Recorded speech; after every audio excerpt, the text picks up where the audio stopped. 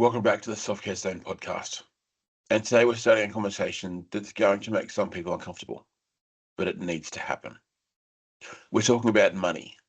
Specifically, we're talking about financial anxiety and why it becomes the silent epidemic affecting workplaces across Australia. Now, if you've been listening to our previous series on burnout, you know we spent a lot of time talking about workload, psychological safety, and sustainable work practices. And all of this still matters enormously. But here's what's emerged in the data and in the conversation I'm having with people across sectors. Financial stress has overtaken traditional workplace stresses as the primary driver of employee anxiety. Let me say that again. The biggest source of stress for many workers right now is not their workload, their manager, or their work environment. It's money, or more accurately, the lack of it. This isn't just affecting people's home life. It's showing up at work in profound and costly ways that organisations need to understand. This episode is called The Financial Anxiety Epidemic, and we're diving deep into why money stress has become the dominant issue, how it manifests across different income levels, and what it's actually costing both individuals and organisations. Let's start with something that might surprise you. Financial anxiety isn't new. People have always worried about their money, but something has shifted in the last few years that's made this exponentially worse. We're living through a cost of living crisis that's affecting the vast majority of Australians. And it's not just one thing, it's multiple pressures hitting simultaneously. Housing costs have skyrocketed. Whether you're renting or paying a mortgage, accommodation is eating up a large percentage of income. Whether you're renting or paying a mortgage, accommodation is eating up a much larger percentage of your income than it did 5 years ago. In some cities, people are spending 40, 50, and sometimes 60% of their income just to keep a roof over their heads. Interest rates have risen dramatically. People who took out mortgages when rates were at historic lows are now facing repayments that have increased by hundreds of dollars per week. That's not a minor adjustment. That's a fundamental reshaping of household budgets. Grocery prices have surged.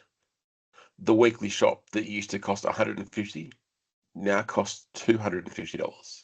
That might not sound dramatic, but multiply that across 52 weeks, and we're talking about thousands of dollars in additional annual expenses. Energy costs are up, childcare costs are up, insurance premiums are up, petrol prices have remained volatile. Everything costs more. Wages haven't kept pace. And here's the kicker. This is happening while many people are still recovering financially from the pandemic. They might have debt they accumulated during lockdowns, depleted savings, or interrupted career progression. It's a perfect storm, and it's hitting workers at every level. So let's look at some numbers, because this isn't just anecdotal. Research from the Australian Psychological Society shows that money stress is now the number one source of anxiety for Australians, surpassing work stress, health concerns, and relationship issues. A recent study found that 61% of Australian workers say financial stress is affecting their mental health. That's more than half of your workforce carrying this burden. And here's one that should make every business leader pay attention. Employees experiencing financial stress are twice as likely to be actively looking for a new job, not passively open to opportunities, actively searching. Financial stress is also linked with increased absenteeism. Workers dealing with money anxiety take more sick days, partly because the stress manifests in physical symptoms, and partly because they're using that time to deal with financial problems, calling banks, meeting with financial counsellors, and trying to sort out their situations. Productivity impacts are significant too. Research suggests that employees experiencing financial stress lose an average of 11 hours per month in work productivity. They're at their desk, but they're distracted, anxious, and mentally elsewhere. This isn't a minor issue.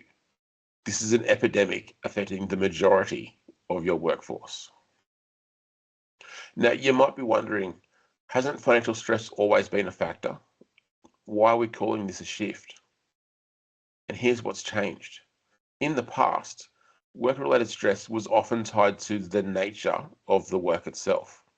The workload, the environment, the relationships, the demands of the role. But if you left that job, the stress often resolved or at least shifted. Money stress is different. It follows you everywhere. You can't leave it at the office. You can't take a day off from it. It's there when you wake up at 3 a.m. It's there when you're trying to be present with your family. It's there when you're at work trying to focus. And here's the insidious part. Money stress often makes work stress worse, because when you're financially anxious, you're in a state of hypervigilance. You can't afford to lose your job, so every performance review feels threatening. Every restructure becomes a personal crisis. You can't advocate for yourself or set boundaries because you need the income too desperately. It creates a kind of financial burnout that's distinct from traditional workplace burnout. It's the exhaustion that comes from the constant worry, the mental load of managing scarcity, the erosion of hope that things will get better. Here's something critical that people often get wrong. Financial anxiety doesn't just affect people on low incomes. It manifests across income levels, just in different ways. For low income workers, the anxiety is often about basic survival. Can I pay rent? Can I afford groceries? What happens if my car breaks down? Or if my kid needs something for school? There's no buffer, no margin for error. Every unexpected expense is a potential crisis. For middle income workers, the anxiety often centers on the gap between expectations and reality. They're earning what should be a decent income, but after housing costs and living expenses, there's just nothing left. They can't save for emergencies, let alone for future goals. They're one unexpected expense away from debt. The question becomes, I'm doing everything right, so why am I still struggling? For high income earners, the anxiety might be around debt management, managing lifestyle, or future security. They might be earning good money, but servicing significant debt, mortgages, investment properties, education costs. Or they're anxious about whether they can maintain their current standard of living, whether they can afford their kids' education, or whether they'll be able to retire. Also, increasingly, there are high-income workers who are experiencing what's called lifestyle creep burnout. This is where expectations have scaled with income and they're living paycheck to paycheck, despite earning six figures. The point is this: financial anxiety doesn't discriminate by income level. The manifestations differ, but the psychological impact is real across the board. So we understand the scale and the scope of the problem. Now let's talk about what this actually looks like in people's lives, because financial anxiety isn't abstract, it's visceral and it's devastating. Financial anxiety doesn't exist in isolation. It creates a cascade effect that touches every aspect of a person's life. Sleep disruption is often the first casualty. People lie awake at night doing mental calculations. If I pay this bill, can I still afford this one? What if something goes wrong? The stress hormone cortisol stays elevated, making quality sleep impossible. and sleep deprivation makes everything else worse. Relationship strain is massive. Money arguments are consistently cited as the leading cause of relationship breakdown. But it's not just arguments, it's the tension, the resentment, the stress that both partners carry. It's the inability to manage simple things together because there's always this underlying anxiety about money. Physical health deteriorates. Financial stress manifests in headaches, digestion issues, muscle tension, weakened immune system, and elevated blood pressure. People experiencing chronic financial anxiety have higher rates of heart disease, stroke, and other serious health conditions. This stress is literally making them sick. Mental health declines. The link between financial stress and depression is well established.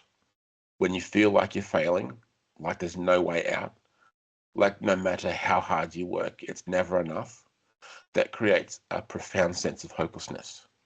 Anxiety disorders, depression, even suicidal ideation are significantly more common among people experiencing financial stress. Parenting is affected. Parents carrying financial anxiety often feel guilty that they can't provide what they want for their kids.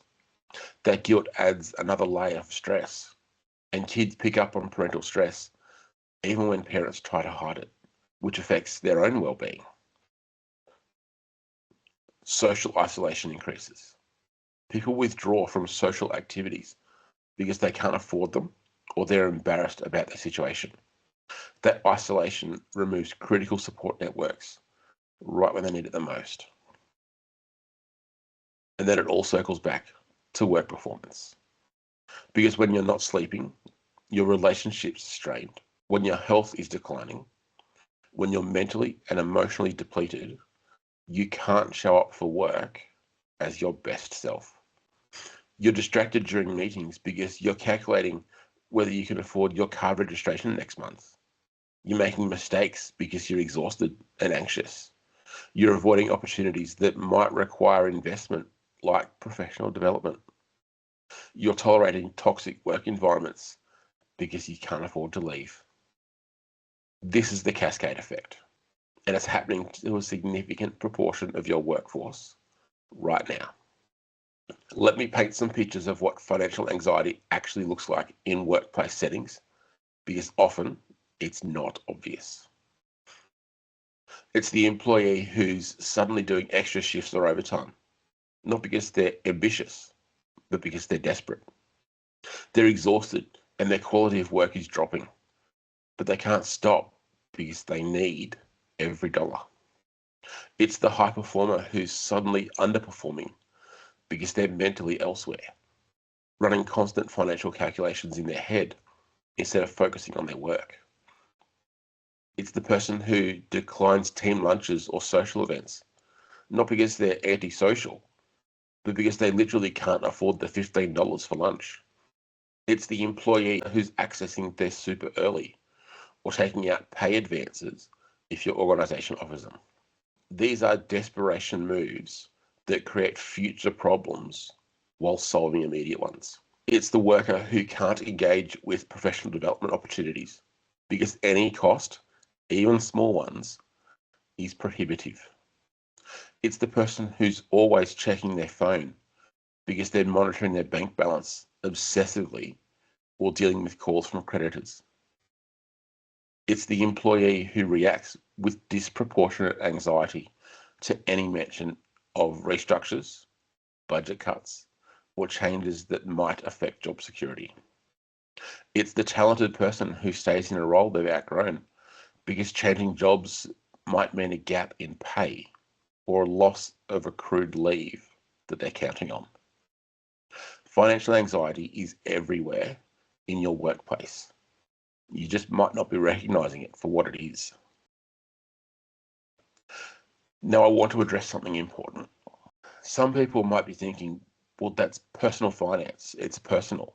It's not an employer's problem. People need to budget better or live within their means. And I need to challenge that perspective hard. First, let's get pragmatic. Whether you think it's your problem or not, financial stress is affecting your workplace and therefore your organisational outcomes. You're seeing the impacts in productivity, performance, turnover, and sick leave. So from a purely business perspective, you need to care. Second, organisations have contributed to the problem. Wage stagnation, while executive compensation has soared. Casualisation of the workforce. Removal of penalty rates in some sectors. Expectation of unpaid overtime. These are choices organisations have made that affect workers' financial security. Third, some of this is within organisational control. Fair wages, secure employment, reasonable hours that don't require excessive overtime to afford living. These things matter. And fourth, there's actually a lot that organisations can do to support their employees experiencing financial stress, and these interventions have massive ROI. I'm not talking about giving everyone raises, though fair compensation certainly helps. We're talking about things like financial education programs, access to financial counselling, salary packaging options, hardship policies that actually work. But before we get to solutions, we need organisations to acknowledge that this is happening and that this matters. Let's talk about what financial anxiety is costing organisations, because sometimes leaders need to see the business case. Turnover. This is the obvious one. When employees are financially stressed, they're more likely to leave for even slightly better pay elsewhere. And we know that replacing employees costs between 50 and 200% of their salary. If financial stress is driving turnover, that's a massive cost. Productivity loss is significant. Remember that 11 hours per month figure? Across an organisation with 100 employees, that's 1,100 hours of lost productivity per month. That's the equivalent of having 6 to 7 full-time employees who aren't producing anything. Absenteeism and presenteeism both increase. People take more sick leave because stress makes them sick. And when they're at work, they're not fully present. Recruiting and onboarding becomes harder. Word gets around about whether an organisation pays fairly and supports their employees. If you're known as a place that doesn't pay enough to live on, you'll struggle to attract quality candidates. Workplace safety can be compromised when people are distracted and exhausted from financial stress. Innovation and discretionary effort disappear. People who are just trying to survive don't have bandwidth for creative problem solving or going above and beyond. And here's one that doesn't get talked about enough: reputational damage. When your employees have to access food banks or work multiple jobs just to survive, and that becomes public knowledge, it reflects poorly on your organisation. The cost of doing nothing is huge, much higher than the cost of actually addressing this. Let me share some real scenarios that I've heard recently. The details have been changed for privacy, but these situations are real. Sarah is a registered nurse, earning decent money in what should be a secure profession, but she's a single parent with 2 kids. After rent, childcare, and basic expenses, she's left with almost nothing. When her car needed repairs last month, she had to choose between fixing it and buying groceries.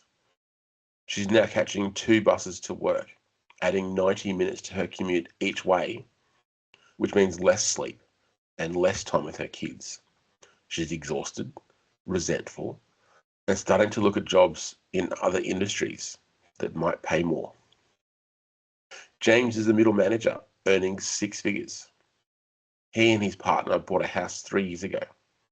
Since then, interest rates have risen and their mortgage repayments have increased by $800 a fortnight. They're now spending 65% of their combined income on the mortgage. They've cut every possible expense. They don't go out. They've cancelled subscriptions. They shop at the cheapest supermarkets, but they're still barely making it. James is constantly anxious, short-tempered with his team, and he started applying for higher paying roles, even though he actually likes his current job. The financial pressure is making him desperate. Maria works in aged care on a casual contract. Her hours vary week to week, which makes budgeting impossible. Some weeks she works 35 hours. Some weeks she gets 15. She never knows what her paycheck will be. She's had to take out payday loans just to cover her rent, which she knows is creating a debt spiral. But she doesn't see any other option. She can't plan. She can't save. She can't get ahead.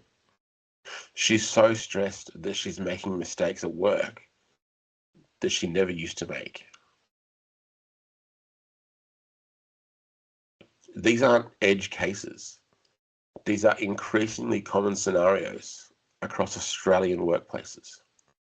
One of the challenges with financial anxiety is that people don't talk about it. There's shame attached to financial struggle. There's stigma. There's fear that admitting you're struggling will affect how you're perceived professionally. So people suffer in silence. They put on a professional face. They show up at work. They try to act like everything's fine. But internally, they're in crisis. And because no one's talking about it, organisations don't realise how widespread the problem is. They might see symptoms, increased turnover, declining performance, higher sick leave, but they don't connect these dots to financial stress. We need to break the silence, not so people have to disclose their personal situations, but so organisations understand that this is affecting their workforce and it needs to be addressed.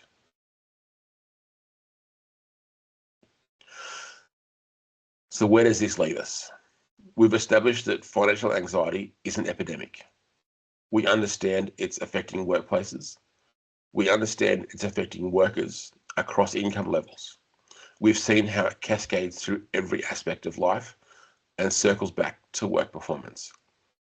We know the cost of organisations ignoring this.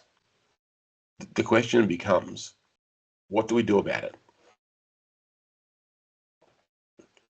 The first step is simply acknowledging that this is real. That means having conversations at leadership level about financial stress as a workforce issue, not just assuming everyone's fine when they show up to work. It means creating a space for this to be discussed. Maybe it's in employee surveys, asking specifically about financial well-being. Maybe it's training managers to recognise signs of financial stress and how to have supportive conversations. It means understanding that when employees are underperforming, experiencing health issues, or leaving for small pay increases, financial stress might be the underlying cause. If you're in leadership or HR, you need to look honestly at your organisation's contribution. Are wages keeping pace with the cost of living? Is employment secure or heavily casualised? Are you requiring unpaid overtime? What's your policy around pay rises and performance bonuses? Are there things within your control that could ease financial pressure? Salary packaging, paid parental leave, hardship funds, EAP services that include financial counselling, or flexibility that reduces costs like commuting. And this is critical. Are you creating a culture where people can speak up about financial pressure without it affecting their career prospects? We also need to acknowledge that much of this is systemic and requires policy level responses. The housing crisis, wage stagnation, casualisation of work, inadequate social safety nets, These aren't things any single organisation can solve, but organisations can advocate. They can support policy changes that improves workers' financial security. They can participate in industry conversations about fair wages and secure employment. Because here's the reality. If we don't address this at a systemic level, it's going to keep getting worse. For individuals experiencing financial stress, please know that this is not a personal failing. The system is broken in ways that make financial security incredibly difficult for the majority of people. But here are some things you can do. Seek support. Financial counsellors, services like the National Debt Helpline, community services. Please don't suffer in silence. If you're in a union, engage with them about wages and conditions. Collective action is powerful. Look for employee assistance programs through your workplace that might include financial counselling. And if your financial situation is affecting your mental health, please talk to someone, a GP, a counsellor, a trusted friend. Your well-being matters more than any bill. Over the coming episodes in this series, we're going to go deeper into financial anxiety and workplace well-being. We'll talk about what organisations can actually do to support employees. We'll discover the intersection of financial stress and mental health. We'll look at how different sectors are approaching this. But today, the goal was simply to name what's happening, to surface this epidemic and make it impossible to ignore. Because financial anxiety is the elephant in every workplace right now, and we need to start talking about it. If you're in leadership and you recognise that your organisation needs to address this, support is available. Through the Self-Care Zone, I work with organisations to understand and address the full range of factors affecting employee well-being, including financial stress. This might look like training for managers on recognising and responding to financial stress in their teams. It could be workshops for employees on managing financial anxiety and accessing support. It might be consulting around policies and practices that either ease or exacerbate financial pressure. Whatever your organisation needs, there are pathways to addressing this, because ignoring financial anxiety is costing you in turnover, productivity, and human suffering. If you want to explore what support could look like, reach out. Send me an email to info@theselfcarezone.com or visit theselfcarezone.com, because this epidemic needs addressing. And it starts with organisations willing to acknowledge the problem and take action. Here's where we're leaving it today. The financial anxiety epidemic. What it is, why it matters, and why organisations need to start paying attention. If this episode resonated with you, please share it. Send it to the leaders who need to understand what their employees are experiencing. Forward it to your colleagues who might be struggling and need to know that they're not alone. And if you're experiencing financial stress yourself, please hear this. You are not failing. The system is failing you, and you deserve support. So next episode, we're diving into what organisations can actually do about this. Practical, actionable steps that don't require unlimited budgets, but can make a real difference. So take care of yourselves and each other, and I'll catch you next time.